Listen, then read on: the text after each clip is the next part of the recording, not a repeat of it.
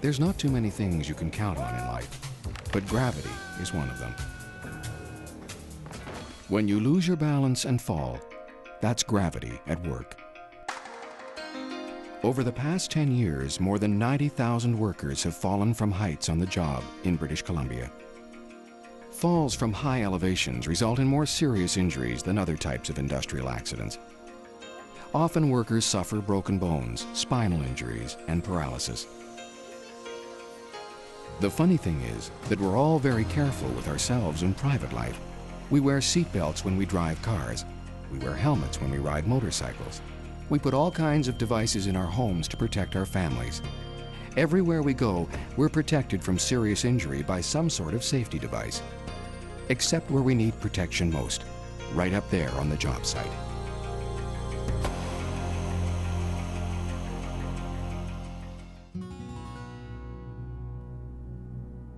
This video is about fall protection. It's been produced for all those who've heard that it can't be done, but who really think that it should be done. Fall protection can be practical, and it can be provided economically. And more importantly, it can save lives. You'd never construct a building without a blueprint because the challenges are so complex. Fall protection problems are equally complex. But most projects begin without much thought to solving the problems. Workers are usually left to their own devices. Most of the time, that means working without fall protection. The solutions begin with planning before work commences at elevation. Each job site is different, and each solution must be crafted to the specific job site at hand. A fall protection work plan is simply a job hazard analysis. It's like a blueprint for worker safety at higher elevations.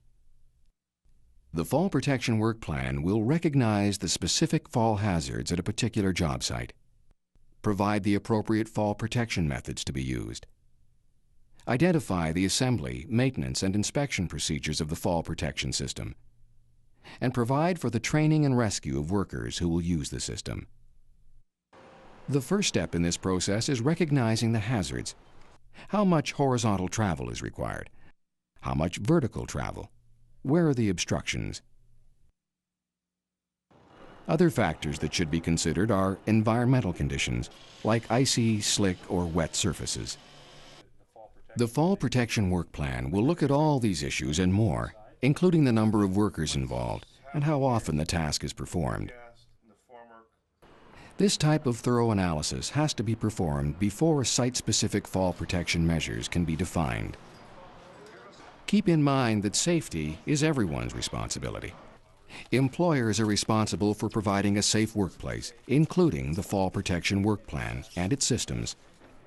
Supervisors are responsible for training workers in the requirements of the plan, and workers are responsible to work in a safe manner. Everyone has a role in making fall protection work.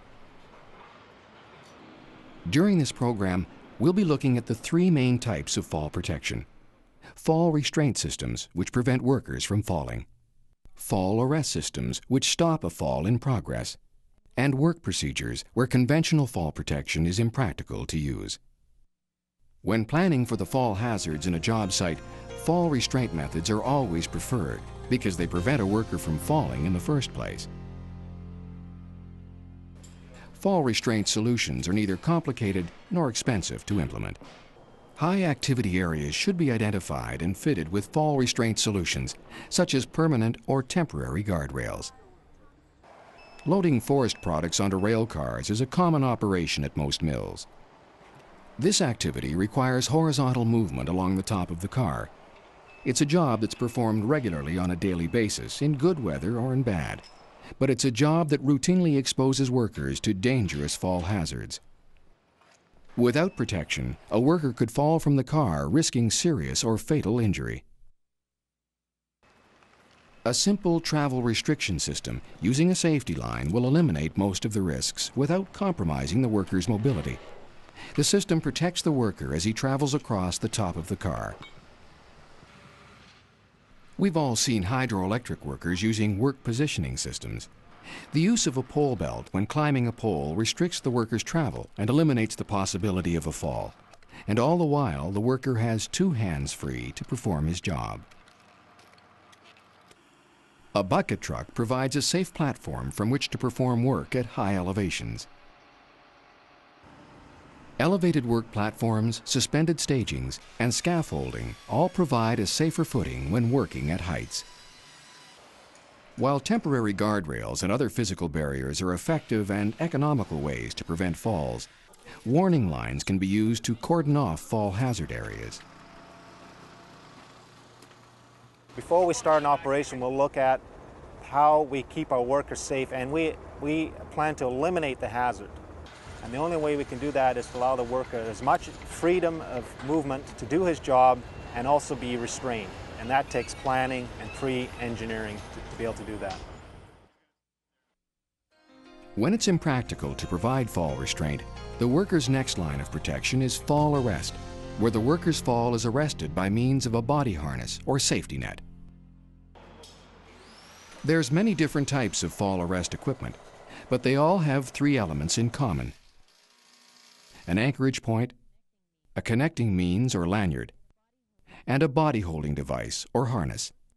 Working together, these three elements constitute a personal fall arrest system. Falling into a safety belt could cause serious internal injuries, and harnesses are the preferred choice. But not all body harnesses are equally effective. This test film shows how different harnesses react to the same weight-through-distance forces.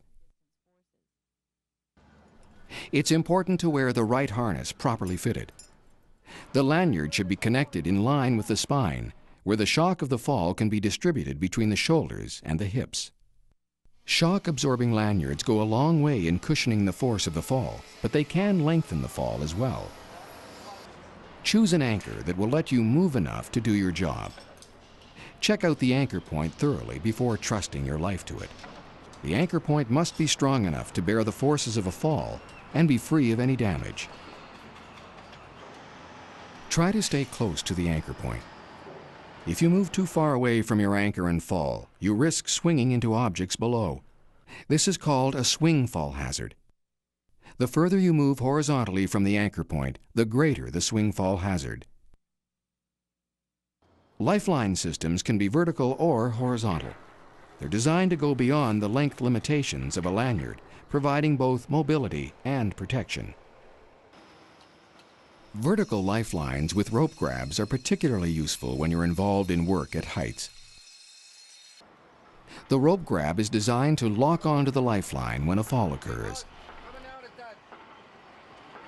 Retractable lanyards and lifelines have a locking mechanism which activates when a fall occurs, like an automotive seatbelt. These devices are designed to arrest free fall in inches and eliminate the dangerous slack that can develop using fixed-length lanyards. Safety nets are designed to provide passive fall protection under and around elevated work sites, such as bridge construction. The net is there to catch the worker after a fall. We use fall arrest systems to enable us to safely gain access to all the high points on our equipment in order to do regular maintenance and safety inspections. We overcame workers' resistance to fall arrest systems by asking for feedback from the employees as to what they would like to see in the systems and implementing as many of those procedures as possible, thereby enabling them to work more safely and more comfortably at heights. When it's impractical to use fall arrest or restraint devices, we need to modify our work procedures as a means of providing fall protection. Erecting scaffolds is a relatively dangerous job in terms of falling, so it's important to follow correct work procedures when putting up scaffolds. A safety monitor is a relatively new concept in fall protection, where a trained worker oversees the crew and continually advises them of fall hazards they may be exposed to. On this job here, we've got a safety line 6.5 feet in from the outside perimeter, and the fellows that are working outside, I've got a number of hazards that the monitor has to alert them to. They're moving backwards and laterally, and they'll come to protrusions, lead stacks, vent systems, as well as turning their back to the outside edge. So the monitor has to keep them aware of those perils. Planning and training are extremely important. The employer must try to foresee the situations that the workers might encounter. The workers must then be provided with appropriate training so that they are as experienced as possible and know the range of options available to them. Fall protection starts with planning. When you look at a particular job site, recognize the specific fall hazards and plan solutions to deal with them. This will become the blueprint for worker safety, the Fall Protection Work Plan. The solutions will include fall restraint methods, which prevent workers from falling, and fall arrest devices, which stop a fall in progress. Where these techniques are not practical, variations on work procedures should be considered and prepared for to deal with the possible fall hazards. Learn how to use the equipment correctly and maintain it carefully. In the event of a fall, have an effective rescue plan and make sure that everyone is trained properly. We've all heard that fall protection is too much of a hassle, that it gets in the way of production, or that it costs too much to implement. But the fact is that fall protection doesn't have to be expensive, and it can be used easily on the job site. Why use fall protection? There's a real simple answer. It could save your life.